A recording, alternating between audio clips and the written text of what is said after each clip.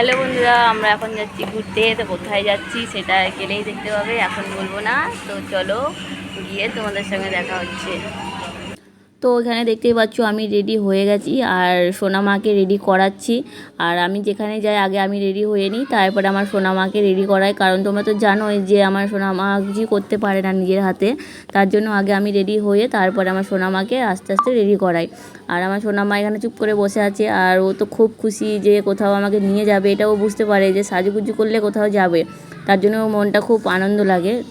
তো ভিডিও তো তোমরা লাস্ট পর্যন্ত দেখতে থাকো, বুঝতে পারবে আমরা কোথায় যাচ্ছি না যাচ্ছি। আর ভিডিওটা দেখে তোমাদের খুবই ভালো লাগবে, তো তার জন্য ভিডিওটা দেখো। আর এখানে একটু মেয়েকে পাউডার টাউডার লাগিয়ে দিচ্ছি। আর ওর বাবা বলছে সোনা আমাকে কত পাউডার দিয়েছো, আমাকে বকছে। তো যাই হোক, বলতে বলতে আমি সোনামাকে রেডি করিয়ে দিলাম।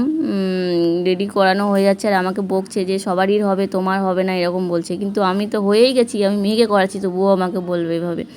আর সোনামায়ের জন্যই যাচ্ছি, কারণ ওকে নিয়ে কোথাও যাওয়া হয় না, সব সময় ঘরেই থাকা হয়। তার জন্য সোনামা একটু আনন্দ পাবে, তার জন্যই যাচ্ছি।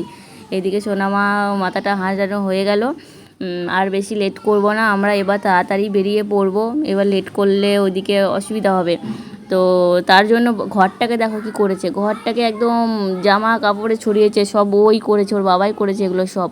তো এগুলোকে আমাকে ঠিক করে তারপরে যাব, আমি সেটাই বলছি।